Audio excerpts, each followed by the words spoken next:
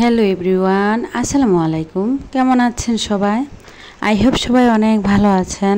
আলহামদুলিল্লাহ, আমিও আমার পরিবার পরিজন নিয়ে ভালো আছি। এই তো প্রতিদিনের মতো আবারও একটি নতুন ব্লগ নিয়ে এসেছি আপনাদের মাঝে। আশা করি আজকের ব্লগটি আপনাদের অনেক বেশি ভালো লাগবে। আজকের ব্লগটি আমি নাস্তার পর থেকে শুরু করেছি, যদিও সকালবেলা থেকে শুরু করেছি। সকাল প্রায় এখন 9টা কি 9:30 বাজবে আর কি। আর অলরেডি ছেলেরা তো নাস্তা খেয়ে যে যার মতো করে চলে গিয়েছে। আমিও আজকে অফ ক্যামেরাতেই নাস্তাটা সেরে নিয়েছি। তারপরে চলে এসেছি সোজা আপনাদের সাথে সংসারের কাজকর্ম সব কিছু শেয়ার করার জন্য। আজকের ভিডিওতে আমি শেয়ার করব কিভাবে মধ্যবিত্ত ফ্যামিলির বউ হয়ে খুব সহজেই আমি মোটা অঙ্কের টাকা জমাই, সেটাই আজকে আপনাদের মাঝে শেয়ার করব। আপনারা চাইলে এই টিপস এবং এই যে আমি কিভাবে টাকা জমাই এগুলো ফলো করে কিন্তু আপনারাও একটা সময় অনেক বেশি টাকা জমিয়ে বা দেখা গিয়েছে আপনাদের ছোট ছোট বা বড় বড় ইচ্ছেগুলো পূরণ করতে পারবেন। তা আসলে আমরা দেখা গিয়েছে গৃহিণীরা আসলে আমরা না অনেক সময় দেখা গিয়েছে অনেক সহজভাবে কিন্তু সংসারে টুকিটাকি খরচের টাকা থেকেও কিন্তু অনেকভাবে আমরা টাকা বাঁচাতে পারি। যেমন দেখা গিয়েছে দেখেন এবারে ঈদে কিন্তু ভাইরাল যে ড্রেস ভাইরাল হয়েছিল, ভাইরাল পাকিস্তানি ড্রেস, আসলে আমরা বুঝতে পারি না মার্কেটে কি শুধু এগুলো ছাড়া আর কোনো কাপড় নেই। এই থ্রি পিসগুলোর দাম আসলে অনেকটা বেশি, কিন্তু আমি কিন্তু এবার ঈদে এই ভাইরাল ড্রেস নিইনি। কিন্তু ভাইরাল ড্রেস নিইনি দেখে কি হয়েছে, তা বলে কি আমি কোনো কাপড় কেনাকাটা করিনি? অবশ্যই কেনাকাটা করেছি, তবে তার মতো একই দাম দিয়ে কিন্তু আমি ইচ্ছে করলে অন্য থ্রি পিস 2 থেকে 3টা কিনতে পারবো। আমিও কিন্তু ভালো মানের একটা থ্রি পিস নিয়েছিলাম। আসলে ভাইরাল হলেই বা ভাইরাল বলে যে ওই রকম পাকিস্তানি ড্রেস আমাদেরকে নিতে হবে তা কোনো কথা না। আসলে আমি মনে করি কি যেটা পরে আমি আরাম ফিল করব, যেটা আমার জন্য কমফোর্টেবল, ওই জিনিসটাই আমি সবচেয়ে বেশি সবসময় নেয়ার চেষ্টা করি, যে জিনিসটা আমাকে অনেক বেশি আরাম দেবে। ইচ্ছে করলে যদিও ভাইরাল যে পাকিস্তানি ড্রেসগুলো এগুলো আসলে যদিও যত চাকচিক্যময় হোক না কেন কিন্তু পরায় কিন্তু কোনো রকম আরাম পাওয়া যায় না। তার জন্য আর কি আমি ইচ্ছে করলেও ভাইরাল ড্রেস নিইনি। তা থেকে কিন্তু আমি ভাইরাল ড্রেস না নেওয়ার কারণে কিন্তু আমার অনেক টাকা সেভিং হয়ে গিয়েছে। তো এইভাবে কিন্তু আমি সংসার খরচের টাকা থেকে মোটা অঙ্কের টাকা জমিয়ে কিছু টাকা সেভ করে জমাতে পেরেছি। আর আমার জমানো টাকা দিয়ে আমি কি কি করি বা কি কি করেছি তাও অবশ্য আপনাদের মাঝে অন্য ভিডিওতে শেয়ার করব। তারপরে দেখা গিয়েছে দেখেন আমরা যদি একটু বুঝে শুনে, আমরা যারা মধ্যবিত্ত ফ্যামিলির বউ আছি, আমরা যদি বুঝে শুনে সংসারে খরচ করি বা যেখানে যেটা লাগার ওইখানে ওই জিনিসটার ব্যতীত অন্য কোথাও যদি খরচ না করি, তাহলে কিন্তু দেখবেন আমাদের সংসার খরচের টাকা থেকে কিন্তু প্রতি মাসে আপনার একটা মোটা অঙ্কের টাকা জমা হবে।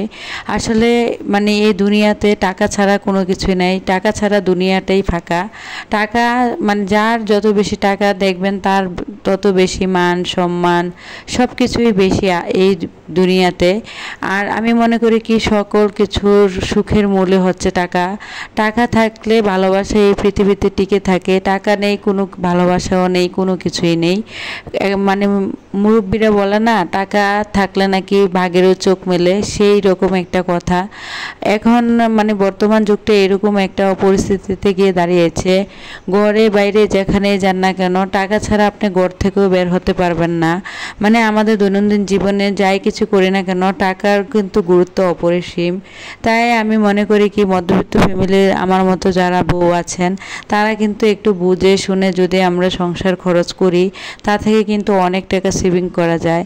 যেমন আমার ছেলে কিন্তু মাদ্রাসায় পড়ে, তো প্রতিদিন কিন্তু আমার 2 বেলা আমার ছেলের জন্য খাবার নিয়ে যেতে হয় মাদ্রাসায়। আমি আসলে দেখা গিয়েছে আমার বাসা থেকে ওর মাদ্রাসাটা যেতে প্রায় 15 থেকে 20 মিনিট সময় লাগে। তাই আমি কিন্তু ইচ্ছে করলেও কিন্তু গাড়ি দিয়ে যেতে পারতাম, কিন্তু আমি কিন্তু কখনোই এই কাজটা করি না। কারণ একদিক দিয়ে যেমন আমার টাকাটাও সেভিং হয়, অন্য দিক দিয়ে কিন্তু হাঁটা আমাদের স্বাস্থ্যের জন্য অনেক বেশি মানে উপকারী একটা জিনিস। তার জন্য আমি বেশিরভাগই চেষ্টা করি সারাদিন যেহেতু বাসার মধ্যেই থাকি তার জন্য একটু হাঁটাচলা করার জন্য, আর বিকেলবেলাও একটু বাইরে মানে আমার মেয়েকে নিয়ে বাইরে হাঁটতে যাই। তা অবশ্য আপনাদের মাঝে শেয়ার করা হয়নি।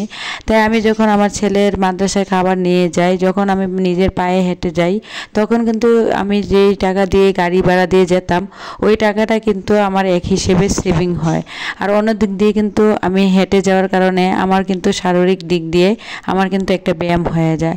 তারপরে দেখেন আমরা কিন্তু চাইলে এখন বর্তমান যুগে মানে বর্তমানে বাজারে কিন্তু অনেক রকম ফল ফলাদি পাওয়া যায়, সিজনাল এবং কি আনসিজনালও অনেক ফল আছে যেগুলো কিন্তু আমরা অনেক চড়া এবং কড়া দামে কিনে খেতে হয়। আসলে আমি একটা জিনিস চিন্তা করে দেখেছি, এগুলোতে আসলে ফরমালিন দিয়ে মানে পরিপক্ক না হতেই কিন্তু ফরমালিন দিয়ে ওনারা পাকিয়ে নিয়ে আসে। আর এই ফলগুলোই কিন্তু আমরা খেয়ে শারীরিক দিক থেকে বিভিন্ন রকম জটিলতা এবং বিভিন্ন রকমের বড় ধরনের অসুখ বিসুখে ভুগি।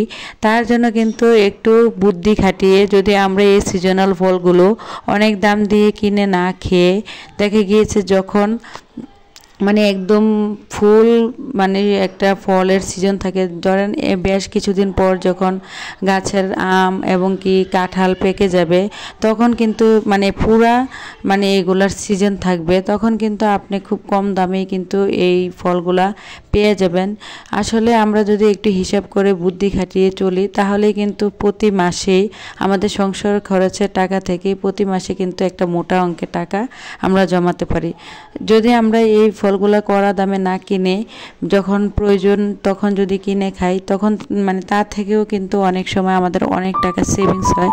যেমন এইগুলো আমাদের স্বাস্থ্যের জন্য ক্ষতি, তার চেয়েও বেশি কিন্তু আমাদের বাচ্চাদের জন্য ক্ষতি। তাই আমি মনে করি কি সব দিক দিকে খেয়াল এবং মানে নজর রেখেই কিন্তু আমাদের আসলে খরচ করা উচিত। আমার আছে বলে যে আমি আহামরি অনেক কিছু করব বা বেশি কিছু বাজার করে ফেলবো, আসলে এই জিনিসটা কখনোই ঠিক না। আমার যখন যেটা দরকার বা যখন যে জিনিসটা প্রয়োজন তার মানে প্রয়োজনের চেয়েও অতিরিক্ত কোনো কিছুই ভালো না। ধরেন কি একটা বাজার এখন আমার বাসায় কিছু পরিমাণ রয়ে গিয়েছে, কিন্তু তারপরেও যদি আমি বাজার থেকে একটা জিনিস কিনে নিয়ে আসি যেই বাজারটা আর কি, তখন কিন্তু আমার এখানেও কিন্তু টাকাটা অপচয় হচ্ছে। আমি যদি এই পথে টাকাটা অপচয় না করে, দেখা গিয়েছে বাসা অনেক সময় তরকারি থাকে তারপরেও আমরা তরকারি নিয়ে আসি, আসলে এই কাজটা একদমই বোকামি। এই কাজটা কখনো করবেন না কেউ। এই কাজটা না করে কিন্তু আপনি যেই টাকা দিয়ে আসলে মানে সবজিটা কিনে আনবেন ওই টাকাটা কিন্তু আপনি ইচ্ছে করলে প্রতি মাসে মাটির একটা ব্যাংক বা যে প্লাস্টিকের একটা ব্যাংক আছে ওই ব্যাংকে কিন্তু টাকাগুলো জমা করতে পারেন। আচ্ছা, এদিক দিয়ে একটু কথা বলতে বলতে এখানে একটু ভিডিও রিলেটেড কথা বলে নেই। এখানে আর কি কাঁচা আমের ভর্তা করব, তার জন্য আমগুলা মানে একদম চিকন করে মিহি করে আর কি মেশিনের সাহায্যে আর কি কেটে নেওয়া হয়েছে। তো এখানে আর কি আমি কিছু পরিমাণ লবণ দিয়ে দিয়েছি। আর এই যে মানে শুকনো মরিচ আর কি, রমজানে আমি অনেক মরিচ কিন্তু টেলে তারপর ব্লেন্ড করে রেখেছিলাম, তো অনেকগুলো রয়ে গিয়েছে যার কারণে আমি একটু মানে এখানে মরিচের ফাঁকি দিয়ে দিয়েছি আর কি। তারপরে আবার এই যে এখানে চিনি দিয়ে দিয়েছি। আসলে চিনি, লবণ এবং কি মরিচ দিয়ে টক ঝাল মিষ্টি যে কোনো ধরনের আচার বলেন বা আম মাখা বা যে কোনো ধরনের কোনো মানে টক জাতীয় ভর্তা করলে কিন্তু অনেক বেশি মজা হয়। তো এখানে আর কি ভর্তাটা করে আমি আর আমার ছেলে আর কি মিলে খেয়ে নিয়েছি। আর ভর্তাটা এত বেশি মজা হয়েছিল কি বলবো, যেহেতু আমি ভিডিও দেওয়ার পরে মানে ভয়েস দিচ্ছি আর কি খাওয়ার পরে আর কি, তার জন্য আর কি এখানে বললাম। তো এখানে আর কি কিছু বাজার করে নিয়ে এসেছি। আসলে মধ্যবিত্ত বলে কথা, মধ্যবিত্ত ফ্যামিলির বউরা যদি একটু বুদ্ধি খাটিয়ে ধরেন প্রতি সপ্তাহে আমি যেখানে থাকি এখানে কিন্তু প্রতি সপ্তাহে 2 দিন বাজার বসে। তা আমি কি করি প্রত্যেক দিন বাজারে না গিয়ে মানে সপ্তাহে 2 দিন আমার মানে ঘরের জন্য আর কি বাজার করি। আসলে এই সাপ্তাহিকভাবে যদি আপনি বাজারগুলো করেন এই বাজারগুলো থেকেও কিন্তু আপনার আপনার অনেক টাকা সেভিং হয়। বাজারের দিন দেখবেন তরি তরকারি একদমই কম দাম থাকে, তাছাড়া দেখবেন অন্যান্য সময়ের চেয়ে প্রত্যেকটা তরকারি কিন্তু অনেক বেশি দাম থাকে। আর বাজার ছাড়া যদি কিনতে যান আর কি, তো বাজারের দিন দেখা গিয়েছে প্রত্যেকটা তরকারিতে 10 থেকে 20 টাকা কেজিতে আপনি কম পাবেন। তো আপনি যদি এইভাবে বুদ্ধি খাটিয়ে বাজারের দিন যদি মানে সপ্তাহে 1 দিন হোক 2 দিন হোক বাজার বসে, ওই দিন যদি বাজারগুলো করে নেন, তাহলে দেখবেন এই সংসারের বাজার খরচ থেকেও কিন্তু আপনার একটা মোটা অঙ্কের টাকা জমা হবে। এই মোটা অঙ্কের টাকাটা দিয়ে কিন্তু আপনি একটা ভবিষ্যতের জন্য অনেক কিছু করতে পারবেন। বিন্দু বিন্দু থেকেই কিন্তু আসলে মহাসমুদ্রের সৃষ্টি।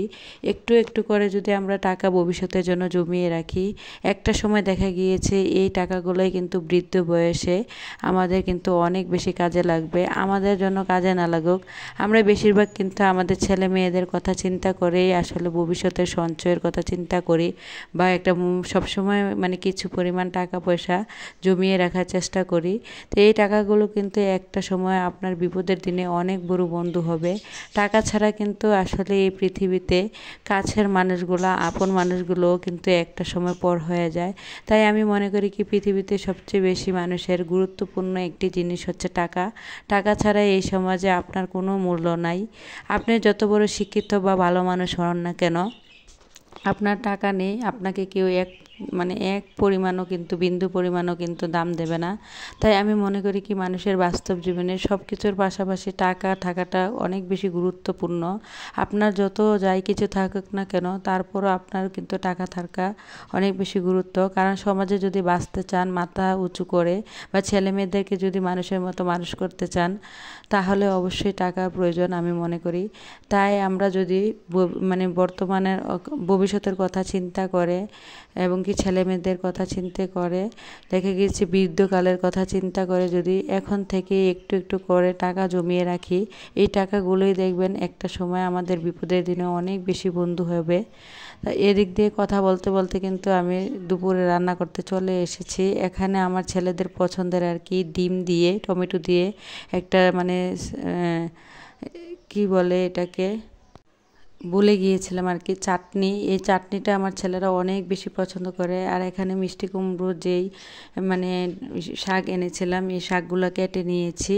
এখন এই শাকগুলো আর কি আমি মাছের মাথা দিয়ে রান্না করব। আর এখানে এই যে টক রান্না করে নিয়েছি।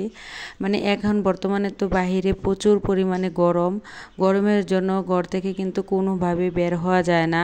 আর গরমের দিনে কিন্তু টক জাতীয় খাবার খেলে ভিতর অনেক বেশি ঠান্ডা থাকে। আর আমার কাছে তো টক অনেক বেশি ভালো লাগে।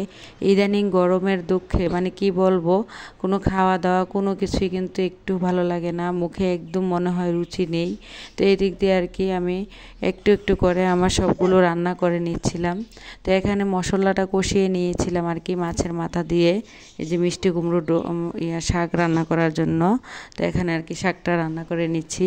ভিডিওর এই পর্যায়ে এসে যে সকল প্রিয় আপু এবং ভাইয়ারা আমার ভিডিওটি দেখছেন, প্লিজ ভিডিওটিতে অবশ্যই একটি লাইক দিয়ে দেবেন। আর যারা অলরেডি এই কাজটি করে দিয়েছেন তাদেরকে জানাই আবারও অসংখ্য ধন্যবাদ। আর যারা আজকেই আমার চ্যানেলে নতুন জয়েন হয়েছেন, চাইলেই আমার চ্যানেলটি সাবস্ক্রাইব করে পাশেই থেকে যেতে পারেন। পাশে থাকা বেল বাটনের অল অপশনটি প্রেস করে দেবেন, যাতে করে আমি কোনো নতুন ভিডিও ছাড়ার সাথে সাথে আপনার কাছে নোটিফিকেশন চলে যায়। আর আপনাদের কাছে মানে অনেক রিকোয়েস্ট করে একটা কথা বলছি, যারা নতুন জয়েন হবেন অবশ্যই কেউ স্প্যাম কমেন্ট করবেন না। ইদানিং আমার চ্যানেলে কিন্তু অনেক নতুন নতুন আপু এবং ভাইয়ারা জয়েন হচ্ছেন, তো তাদের উদ্দেশ্যে বলছি আর কি, স্প্যাম কমেন্ট আমার জন্য যতটুকু না ক্ষতি, আপনার জন্য কিন্তু অনেক বেশি ক্ষতি। তাই বুঝে শুনে অবশ্যই আমার কমিউনিটিতে একটা লেটার রেখে যাবেন। আমি কিন্তু সময় সুযোগ করে অবশ্যই আপনাদের চ্যানেলে চলে যাব। ভিডিওটা এই পর্যন্তই, সবাই ভালো থাকবেন। খোদা হাফেজ।